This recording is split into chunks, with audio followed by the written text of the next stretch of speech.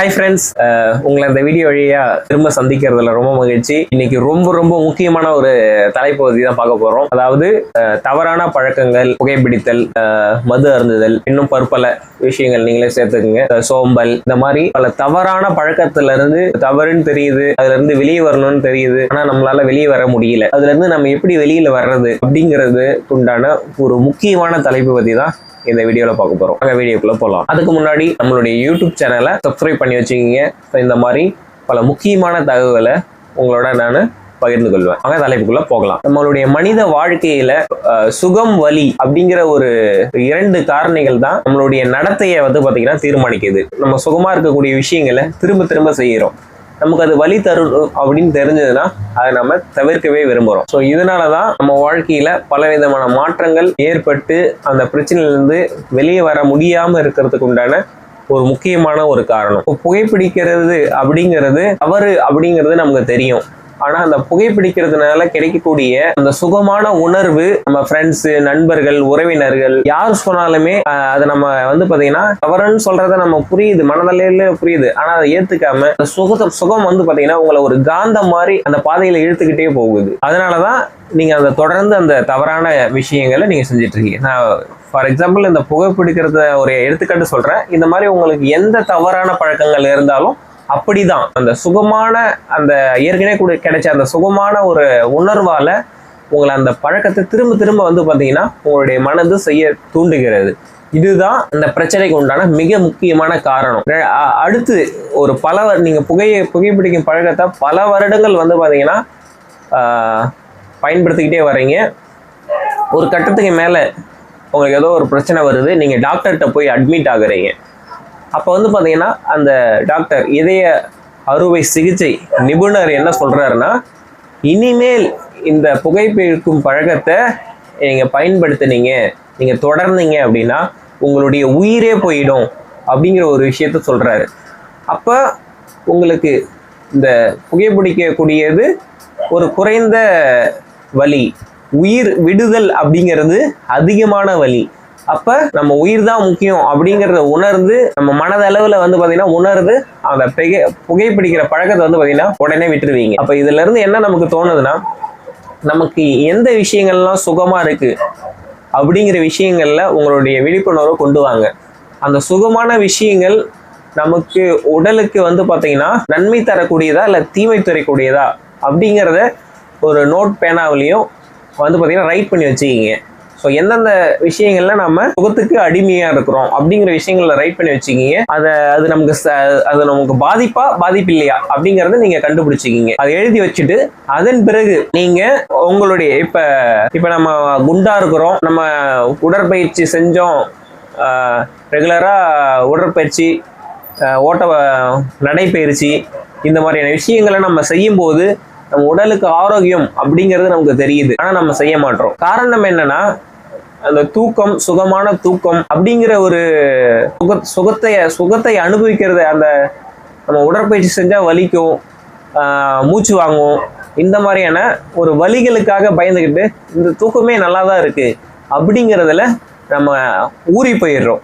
இதனாலதான் நம்ம அந்த சோம்பல், இந்த மாதிரியான விஷயங்கள்ல இருந்து வெளியே வர முடியல. நீங்க என்ன பார்க்கணும்னா, இப்ப தூக்கம், நிம்மதியான தூக்கம், சோம்பல் அப்படிங்கிறது ஒரு சுகமான ஒரு செயல். இது நம்ம காலப்போக்கில் பாத்தீங்கன்னா தொடர்ந்து நம்ம அந்த சுகத்தை அனுபவிக்கும் போது என்ன நடக்கணும், நம்ம கொழுப்புகள் பாத்தீங்கன்னா அதிகமாக ஆரம்பிக்கும். நம்மளுடைய உடல் உறுப்புகள் சோம்பேறி பலவீனப்பட்டு நம்ம அடுத்து எழுந்து நடக்கிறதுக்கே முடியாம போகும். அந்த சோம்பல் தனத்தினால நம்ம அந்த உடற்பயிற்சி செய்யாம இருக்கிறதுனால நம்ம உடம்புல அதிகப்படியான கொழுப்புகள் உருவாக ஆரம்பிக்கும். அதனால மாரடைப்பு, உடம்பு கொழுப்பு அதிகமாகிறதுனால மூச்சு வாங்குதல், நடக்க முடியாம போறது, இந்த மாதிரியான பலவிதமான பிரச்சனைகள் நமக்கு வர ஆரம்பிக்கும். அப்ப நம்ம இந்த சுகமான இருக்கக்கூடிய கொஞ்சம் அந்த தூக்கத்தை, அந்த சோம்பலை நம்ம விட்டோம் அப்படின்னா இந்த பெரிய பாதிப்புல இருந்து நம்ம வெளியே வரலாம். அப்படிங்கிறத உங்களுக்குள்ள நீங்க ஏற்படுத்திக்கிட்டு அதை நீங்க செய்ய ஆரம்பிக்கணும். நான் சொல்றதை நீங்க இதை கேட்கறதுனாலயோ ஏதோ ஒரு புத்தகத்தை பாத்தீங்கன்னா படிச்சுட்டு இருக்கிறதுனாலயே உங்க வாழ்க்கை மாறிடுமா அப்படின்னு பாத்தீங்கன்னா கண்டிப்பா மாறாது. இந்த வீடியோ நீங்க கேட்கறது மூலியமா கண்டிப்பா மாறுமானா கண்டிப்பா மாறாது.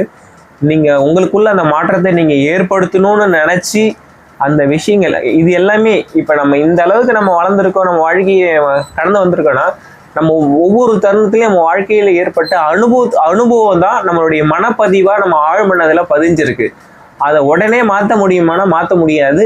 அது நம்ம செய்யக்கூடிய தொடர் முயற்சியால் செயலால் மட்டும்தான் நம்ம வாழ்க்கையில் பெரிய மாற்றத்தை கொண்டு வர முடியும்.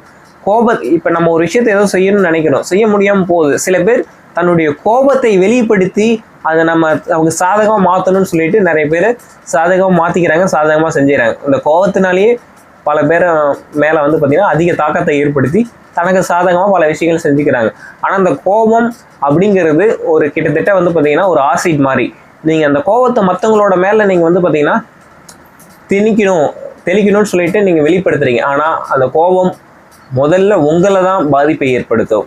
கோபங்கிறது உங்களுடைய அதிக பிளட் ப்ரெஷரை வந்து பார்த்திங்கன்னா அதிகப்படுத்தும், ரத்த அழுத்தத்தை அதிகப்படுத்தும், அல்சர் வர வைக்கும், பலவிதமான பிரச்சனைக்கு கோபங்கிறது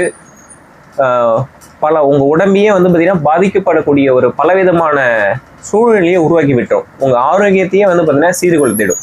அதனால் கோபத்தை அப்படிங்கிற அந்த ஒரு சுகத்தை, அதாவது கோபத்தினால நம்ம எதையும் சாதிச்சிடலாம் அப்படிங்கிறவங்களுக்கு கோபத்தை விட்டுட்டு நம்ம எப்படி கோபப்பட்டால் நம்மளுடைய அல்சர், நம்மளுடைய அமிலம் வந்து பார்த்திங்கன்னா தீங்கானதாக சுரக்குதோ அதே மாதிரி நம்ம சந்தோஷமாக இருக்கும்போதும் ஆரோக்கியமாக இருக்கும்போதும் பலவிதமான சுரப்பிகள் வந்து பார்த்திங்கன்னா சுரக்கும். அது நம்ம ஆரோக்கியமாக வாழறதுக்கு உதவும். இந்த மாதிரி கோபமான சுரப்பிகள் நம்மளுடைய உடலையும் மனதையும் காயப்படுத்தி நம்ம உடல் உறுப்புகளை சிதைச்சிடும்.